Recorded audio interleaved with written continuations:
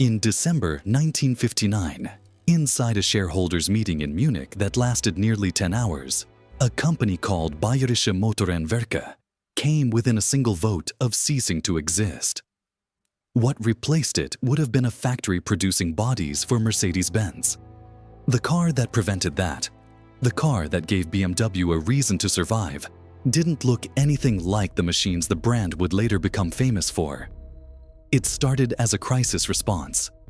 It became a template, and almost nobody who drives a BMW today knows its name.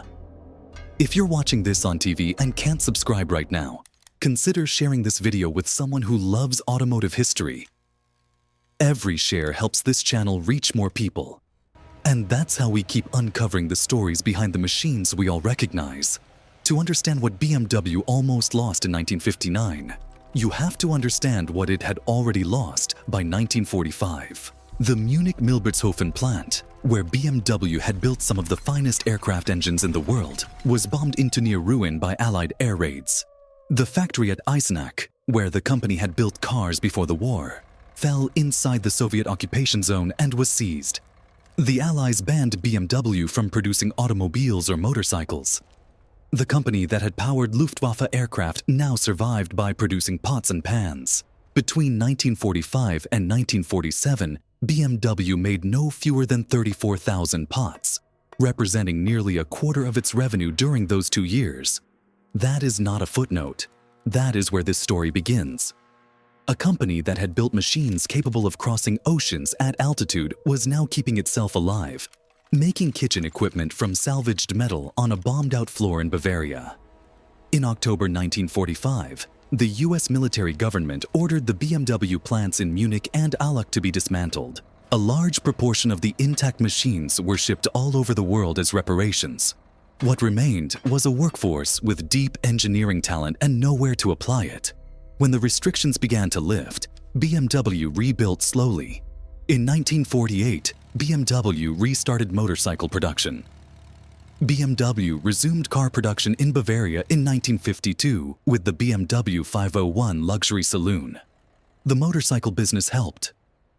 The car business was a different problem entirely. The BMW 501, a large, graceful six-cylinder saloon that German press nicknamed the Baroque Angel for its curved styling, was exactly the wrong car for the moment.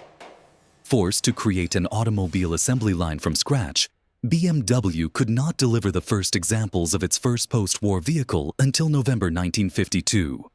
The BMW 501 was a luxury vehicle which sold poorly, which was quite understandable. After all, the West German economy was still not going very fast in 1952. Worse still, the BMW 501's production was so complex that the firm lost a sum equivalent to a third of the selling price on each example sold. Think about what that meant. Every car BMW managed to sell cost the company money. The harder they worked, the more they lost. And in post-war West Germany, where most families were still rebuilding their lives from rubble, there was almost no market for a hand-built luxury automobile anyway. BMW needed volume. It needed something affordable, something practical, something it could manufacture without losing the shirt off its back on every unit. It found the answer not in a Munich engineering office, but at a motor show in Turin, at the stand of an Italian company that also made refrigerators. The Isetta had been unveiled at the 1953 Turin Motor Show by Renzo Rivolta, the owner of Iso Autoveicoli. Iso Rivolta not only made refrigerators but minicars as well. It had a three-wheeled model on display called the Iso Isetta, with a massive swinging door in the front that looked like a refrigerator door. The design was unusual to the point of absurdity.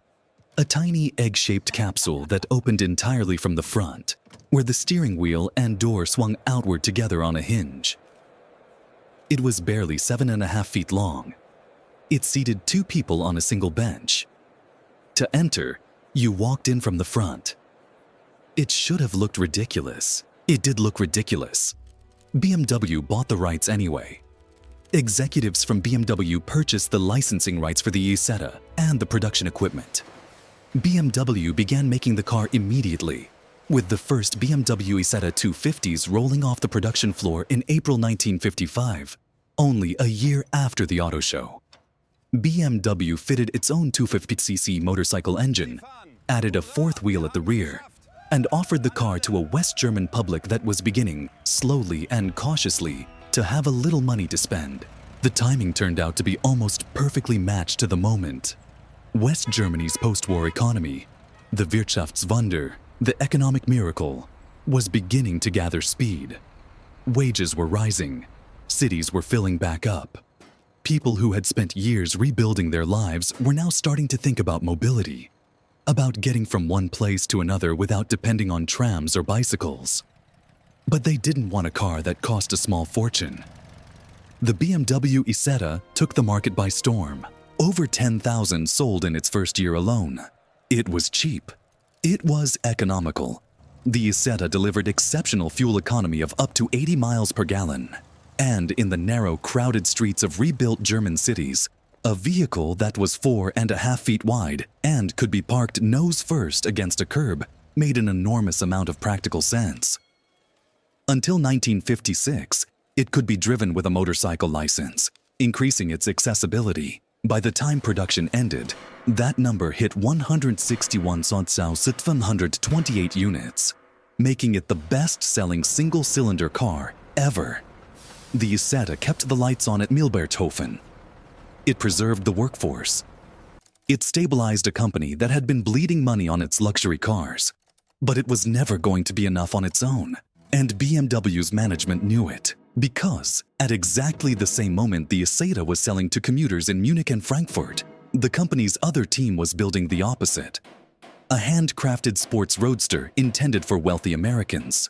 And that car would very nearly destroy everything. The story of the BMW 507 begins, like so many things in the European automotive industry of the 1950s, with a man named Max Hoffmann. Hoffmann was a Viennese-born automobile importer based in New York, who had an extraordinary talent for understanding what the American market wanted from European cars. He had already convinced Mercedes-Benz to build a production version of its 300 SL racing car. By 1954, he had turned his attention to BMW. Hoffmann persuaded BMW management that a premium sports car selling for $5,000 could be a hit in the US market. He believed BMW could sell 5,000 units a year. The design was assigned to Count Albrecht von Goertz, a German-American who had studied industrial design and would later contribute to the styling of the Toyota 2000 GT. What Goertz produced for BMW was, by almost any measure, one of the most beautiful automobiles of the 20th century. The 507 was long, low, and elegant in a way that suggested speed without aggression. Its kidney grille, BMW's signature, sat naturally in a nose that stretched forward with quiet authority. The body was hand-formed in aluminum. In photographs, the car seemed to hover above the ground. It debuted at the 1955 New York Motor Show to immediate enthusiasm. And then the production reality arrived. High production costs pushed the price in Germany to DM 26,500, then DM 29,950. This drove the US price initially to $9,000, then ultimately $10,500. That was more than double Hoffmann's target. More than double the price that had made his projection of 5,000 annual sales plausible. At $10,500, the 507 was not competing with the Mercedes 300 SL. It was more expensive than the 300 SL. By comparison, the Mercedes 300 SL was selling for around $6,000 at the time. The car that was supposed to establish BMW in America became instead a collector's curiosity. Famous faces bought them. Elvis Presley purchased one while stationed in Germany with the US Army in 1958. Because many of his fans left lipstick marks on the car while it was parked outside his home at 14 Goethestrasse in Bad Nauheim, he had it repainted red. Prince Rainier of Monaco bought one. Racing champion John Surtees bought one. Fred Astaire bought one. But those were the kinds of customers who noticed the car at concours events and motor shows. Not the volume buyers Hoffmann had imagined standing in dealership lines across the United States. Hoffmann's US importer managed to find a new home for only 34 units in the American market.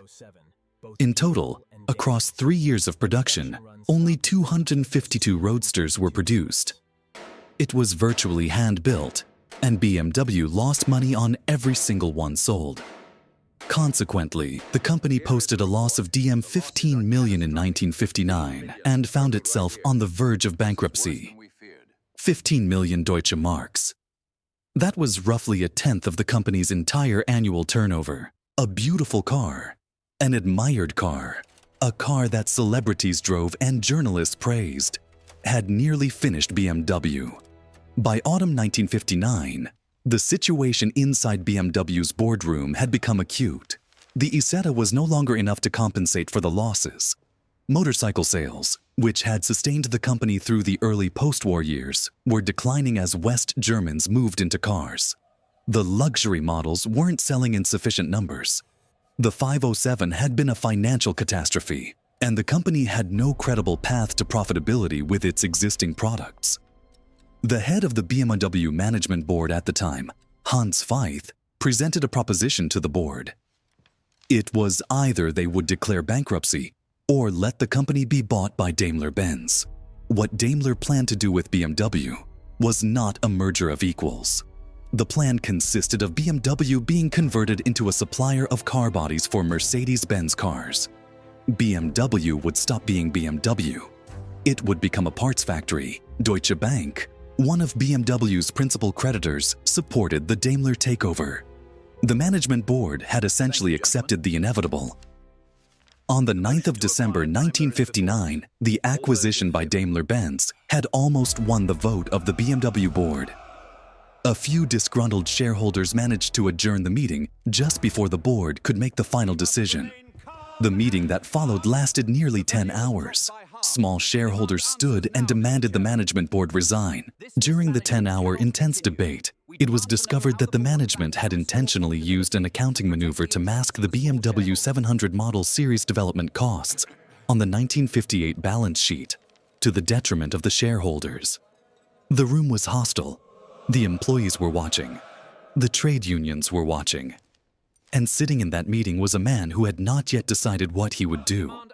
Herbert Quandt was nearly blind from a retinal disease that had damaged his vision since childhood. He had inherited a stake in BMW from his father Günther Quandt, who had built an industrial empire that included battery factories, chemical companies, and minority stakes in both BMW and Daimler.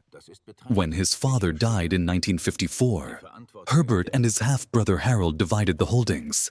Herbert focused on BMW. BMW was an ailing company, and in 1959, its management suggested selling the whole concern to Daimler-Benz. Herbert Quandt was close to agreeing to such a deal, but changed his mind at the last minute because of opposition from the workforce and the trade unions. Instead, he increased his share in BMW to 50% against the advice of his bankers, risking much of his wealth. Against every recommendation from the people whose job it was to protect his money, Quandt bet on BMW. He bought more shares when almost every other informed observer was selling. He backed a company that had just posted a catastrophic loss and was being pressured toward absorption by its largest rival. And he did it, at least in part, because the workers and small shareholders who stood up in that room and refused to accept the end of BMW convinced him the company was worth saving. The Daimler takeover collapsed. BMW remained independent. And now it had a deadline. The money Quandt injected was not a rescue that came without conditions. It was capital tied to a bet that BMW could produce something new, something genuinely competitive, before the creditors came back and the whole drama repeated itself. The company needed a car, not a microcar, not a hand-built luxury roadster. Something in between. Something the growing West German middle class might actually buy. The problem was that BMW had nothing between the Isetta and its large luxury models. In the early 1960s, BMW's model range started with microcars like the BMW Isetta, BMW 600, and BMW 700, and was crowned by large sedans and coupes such as the BMW 501, 502, and 503. Between them lay a gap. That gap was where West Germany's emerging prosperity was concentrating. Average incomes in Germany were rising by some 10% annually in the early 1960s. Along with climbing incomes, there was also a rise in the demands made on cars. In 1961, the number of new car registrations in Germany crossed the 1 million threshold for the first time. 1 million new car registrations. Germany had never seen that number before. And the people buying those cars were not the pre-war wealthy. They were engineers, teachers, factory supervisors, small business owners, people with stable incomes who wanted something that felt genuinely modern, genuinely capable, and genuinely theirs.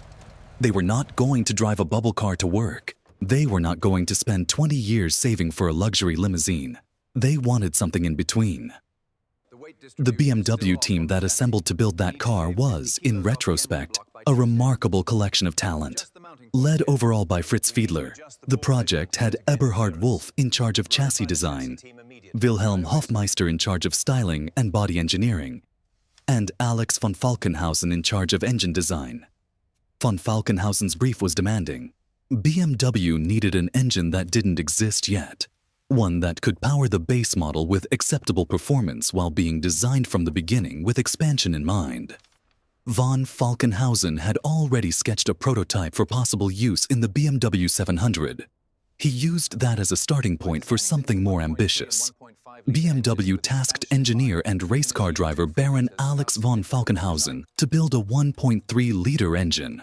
But he convinced the company that a 1.5-liter unit that could be bored out to 2. 0 liters would suit BMW's long-term needs.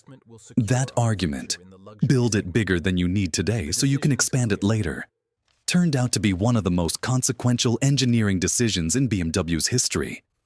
The engine von Falkenhausen designed, called the M10, would remain in BMW production until 1988.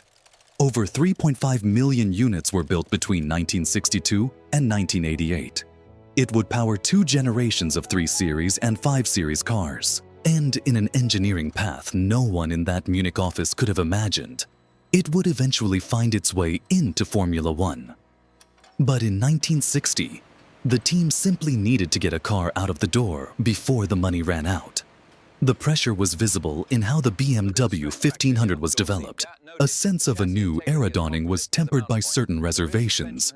As a media comment at the time revealed, the plant may be out of the red, but whether it has already won the game will only be confirmed if the BMW 1500 now on show in Frankfurt actually goes into production and sells. That quote captures the atmosphere around the car. Nobody was treating this as an ordinary product launch. This was a survival test. To raise the necessary capital, BMW's equity was initially reduced from 30 million to 22.5 million marks in 1960, and then raised to 60 million marks. That secured the necessary means for both the plant and development work. And a completely new factory hall was built at the Munich Milbertshofen site. The same plant that had been dismantled by the Allied military government 15 years earlier, and was only now, in the early 1960s, fully operational again. The engineers drove test cars to destruction. They conducted a series of load tests, fitting a BMW 700 with a high-performance engine and sending test drivers out on a mission of speed. The small cars were hounded over motorways and country roads alike at up to 170 km/h until their bodies could take no more. The areas of weakness were subsequently remodeled and improved to the point where, rather than snapping under the loads, they would, at most, bend. The styling was led by Wilhelm Hofmeister, with assistance from Italian designer Giovanni Michelotti. What they produced was deliberately unlike anything BMW had built before. Where the 501 and 502 were curved and baroque, products of a pre-war aesthetic, the 1500 was clean and forward-leaning. It had a shark-nosed kidney grille that angled slightly toward the road. Its lines were long and horizontal. It looked European in the way Italian cars of the early 1960s looked European. Not because it copied any particular design, but because it reflected the same emerging post-war sensibility. Function as elegance.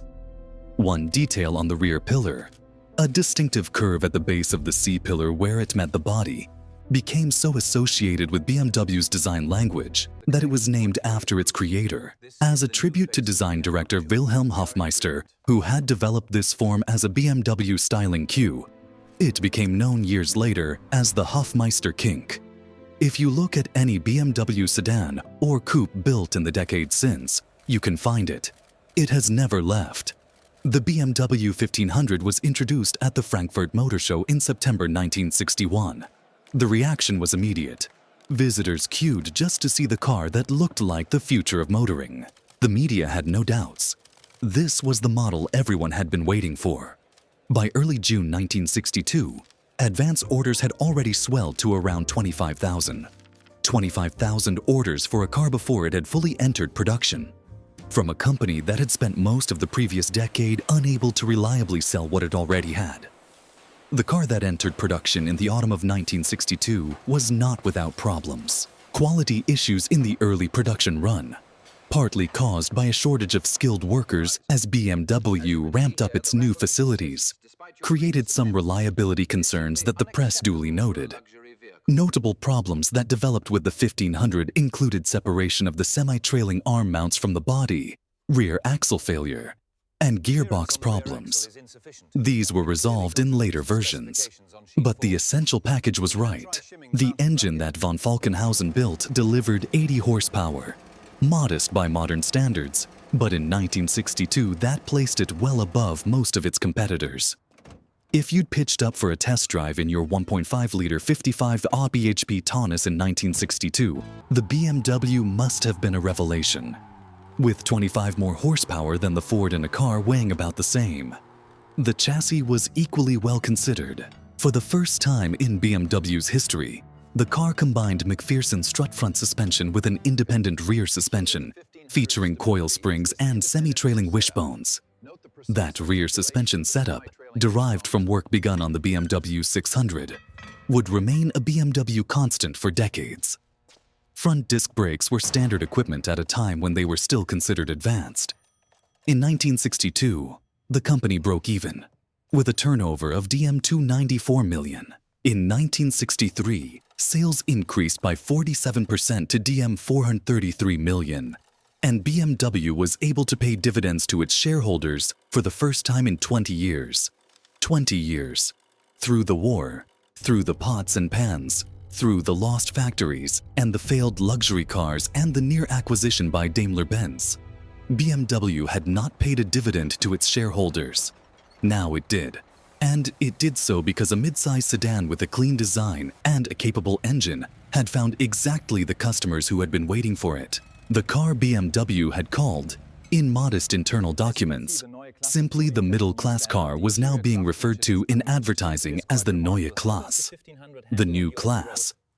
BMW confidently argued that it had dreamt up a distinctive and unrivaled new class of car with its sporty new mid-size saloons. It was marketing, but it was marketing grounded in something real. The 1500 and the cars that followed it genuinely did define a category that had not previously existed in Germany.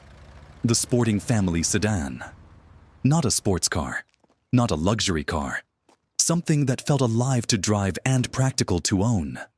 Above all, the Neue Klasse contributed to BMW's clear positioning as a manufacturer of sports cars for everyday use. In the 10 years between 1960 and 1970, BMW tripled its car sales. During the same period, revenue from vehicles increased more than sevenfold. But the Neue Klasse was not finished transforming. It had one more evolution to make. And that evolution would take BMW somewhere the Munich engineers had not anticipated. In 1966, BMW introduced a two-door version of the new mid-size platform. The company wanted to create an affordable entry-level version of its new class sedan, with a shorter wheelbase and a two-door design. This led to the 1966 launch of the 1600-02. The name came from the 1600cc engine and the two-door body. It was smaller, lighter, and cheaper than the four-door sedan. And it handled considerably better, because the shorter wheelbase and reduced weight let the same chassis communicate more directly with the road. In 1966, BMW was practically unknown in the US unless you were a touring motorcycle enthusiast. or had seen an Isetta given away on a quiz show. BMW's sales in the US that year were just 1,253 cars. That number matters because of what happened next. The American automotive press discovered the 1602. BMW's US sales jumped to 4,564 the following year, boosted by favorable articles in the automotive press. Car and Driver called it the best $3,500 sedan anywhere. Max Hoffman, the same importer who had persuaded BMW to build the financially ruinous 507, recognized that something important was happening. He wanted more. Specifically, he wanted more power. The performance version of the 1602 had twin carburetors and considerably more horsepower. But upcoming US emission standards precluded importing the 1600 Ti to the US. Fitting it with that high-strung engine and the fuel delivery it required would never pass the environmental regulations coming into force in America. The solution came from one of the most unlikely meetings in automotive history. Alex von Falkenhausen, the designer of the M10 engine, had a 2-liter engine dropped into an example of the 1602 for his own use. Completely independently, BMW's planning director Helmut Werner Bunch had exactly the same conversion carried out for his car. Neither man knew of the other's car until one day in mid-1967 when both cars were in the workshops together at BMW. Two executives at the same company had separately, quietly, in their own time, done the same thing. Taken BMW's smallest two-door body and dropped in the biggest version of von Falkenhausen's engine. Both loved the result. Both agreed it should be a production car. And critically, the 2.0-liter version of the M10 had already been tested and approved for emissions compliance in the American market through a different model. The result was the BMW 2002. BMW took a cue from American manufacturers, stuffed their largest M10 engine in their smallest body, and created the 2002. That opened the floodgates and established BMW as the premier performance automobile in the US. 02 series sales alone in 1969 were 9,637, two-thirds of those 2002s, in their first year of sales in the US. The BMW 2002 was not a complex car. It was small, light, two-doored, and built around an engine that had been designed a decade earlier to fill a gap in a recovery plan for a company on the edge of collapse. It was honest. It did exactly what it appeared to do. It went exactly where you aimed it, responded exactly as you expected, and communicated through the steering wheel and the pedals in a way that gave the driver a continuous, honest conversation with the road. American buyers, many of them young, college-educated, emerging from a culture where the muscle car had offered brute power but little finesse, had never really driven a small European sports sedan. After 1968, many of them never wanted to drive anything else. Fathers across the board have stories of their first 2002 and the snowball effect that followed quickly. By the end of the BMW 2002 production run in 1976, BMW's annual US sales were over 26,000, and BMW was no longer an unknown make in the US. It was the ultimate driving machine. That phrase, the ultimate driving machine, was coined by an American advertising agency in 1974, and it became one of the most durable automotive slogans in history. But the philosophy it expressed had been built into the DNA of the cars years before the words existed. It had been built in by engineers who had no choice but to be clever, by a team working with limited money and a hard deadline, trying to find a market segment that nobody had properly claimed, by a man who had designed an engine small enough for a budget sedan, but capable enough, expandable enough, to eventually make solid 300 horsepower in a Formula One qualifying session, which is exactly what BMW's M12 turbocharged engine did in the early 1980s, when it was based on the same M10 block that had first appeared in the 1962 BMW 1500. BMW used M10 blocks, aged in the open air and carefully reinforced, in its first Formula One effort. Those 5-liter race engines were turbocharged and, in qualifying trim, were capable of making 1,300 horsepower. The engine designed to save a bankrupt company ultimately competed at the highest level of motorsport. That is an extraordinary chain of consequences from a decision made under financial duress in a Munich engineering office in 1960. And the racing wasn't limited to Formula One. Long before the M10 found its way to Grand Prix circuits, the Neue Klasse cars were proving themselves on tracks across Europe. In 1964, Herbert Quandt dominated the touring car championship, winning 14 out of 16 races. 2 years later, he made history by lapping the Nürburgring Nordschleife in under 10 minutes, 9:58, behind the wheel of a BMW 2000 Ti. Sub 10 minutes at the Nürburgring was a benchmark that mattered enormously in European motorsport. BMW had reached it with a car that had started life as a middle-class family sedan. The BMW 2002 continued and deepened that racing identity. A turbocharged version competed in the European Touring Car Championship in 1969. A production version of the turbo car followed in 1973. Its KKK turbo generating 170 horsepower. BMW's first turbocharged production car and the first turbocharged car since General Motors' brief offerings in the early 1960s. The 2002 Turbo was launched at the 1973 Frankfurt Motor Show, and into a world that was about to be completely transformed by the oil crisis that broke that same autumn. The 2002 Turbo was introduced just before the 1973 oil crisis. Therefore, only 672 were built. A turbocharged sports car arriving exactly as petrol became precious was not the right product for the moment. The 2002 Turbo became a rare car almost immediately. But the legacy of the 02 series was already written. It had done something the BMW 1500 had started and the 2002 had completed. It had created a category, a customer, and an identity that the brand would build upon for the next half-century.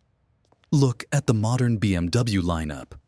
The 3 Series, which has been BMW's core product for nearly 50 years, is a direct descendant of the Neue Klasse. The new class coupes introduced the Hofmeister kink, which has been used on most BMW cars since. The philosophy of the sporting midsize sedan, fast enough to be exciting, refined enough to be livable, light enough to communicate, is the Neue Klasse formula, carried forward through generation after generation. When BMW's design team sat down to create the E21 3 Series in 1975, they were building on the So2. When they created the E30 that made the 3 Series a phenomenon in the 1980s, they were building on the same foundation. The Quandt family still controls BMW to this day. Stefan Quandt and Suzanne Klatten, Herbert Quandt's children, between them hold roughly 47% of BMW's shares. The same controlling stake their father assembled in that boardroom in December 1959, when almost everyone else was leaving. There is a particular irony in how BMW eventually remembered the car that started its recovery. As BMW recycles the Neue Klasse tag, we chart the life and times of the original, which took BMW from near bankruptcy to world domination. In 2025, BMW announced that its next generation of electric vehicles, the cars that will define the company for the decade ahead, will carry the Neue Klasse name. A phrase coined as an internal description of a mid-size car built under financial desperation in 1960 became the identity of an entire era of BMW. And now it has been revived to name another new beginning. The marketing team knows what the historians know. The name means survival. It means reinvention. It means the moment a company stopped being what it had been and discovered what it could become. What is strange, genuinely strange, is how little of this is visible when you look at a modern BMW. You see a powerful, sophisticated machine. You see refined engineering and expensive materials. You see the kidney grille, which has been a BMW constant since before the war. You see the Hofmeister kink in the C-pillar. But you do not see the pots and pans. You do not see the bombed-out factory floor in Milbertshofen. You do not see the 10-hour shareholders meeting where a nearly blind industrialist decided, against every piece of professional advice he had received, to keep a failing company alive. You do not see the bubble car that opened from the front like a refrigerator, or the beautiful roadster that Elvis drove in Bad Nauheim, and that sat rotting in a warehouse near San Francisco for decades before BMW found it and brought it home. You do not see Alex von Falkenhausen quietly fitting a bigger engine into a small two-door car that nobody had asked him to modify, and then discovering that his colleague had done exactly the same thing without telling anyone. The 507 gave BMW something that cannot be manufactured or engineered or budgeted: a soul. It established, once and for all, that BMW was not merely a maker of competent, reliable motor cars. It was a company capable of genuine beauty. The fact that the 507 nearly destroyed BMW is part of that legacy too. The company reached too far, paid the price, and was forced to find a better version of itself. The Neue Klasse was that better version. Not a dream, but a plan. Not beauty for its own sake, but capability for a purpose. For the specific purpose of giving the growing post-war middle class something they had never quite been offered before. A small car that drove like a larger car felt in your imagination. Today, surviving examples of the BMW 1500 and 2002 are collected and maintained by enthusiasts who drive them on exactly the kind of mountain roads and autobahns they were built to handle. The cars that have aged least well are the expensive ones. The 507 Roadsters that now sell for over $2 million. Yes, but also the 501 and 503 luxury models that burned through the company's reserves and produced almost nothing in return. The car that has aged best is the one that nobody particularly intended to be a legend. The 1500 and its descendants simply worked. They worked at a time when BMW desperately needed something to work. And they kept working, through iteration after iteration, until the company around them became something its post-war founders could not have imagined. The ultimate irony is simple. The car that saved BMW from disappearing was never supposed to be more than a practical, sensible, well-engineered family sedan for West Germany's emerging middle class. It became instead the template for everything BMW would build for the next 60 years. A machine born from near bankruptcy created the identity of one of the most recognized automotive brands on earth. And the next time you see that kidney grille on a modern BMW, you are looking at the direct descendant of the car that stood between this company and the fate of becoming a parts supplier for Mercedes-Benz. The story of the Neue Klasse is the story of what happens when a company is forced to stop pretending it knows what it is and has to discover, quickly and under pressure, what it could actually be. BMW is not the only famous machine to have emerged from a crisis that its creators didn't survive intact. In the late 1930s, long before the Neue Klasse, a different kind of vehicle was being designed under different kinds of pressure.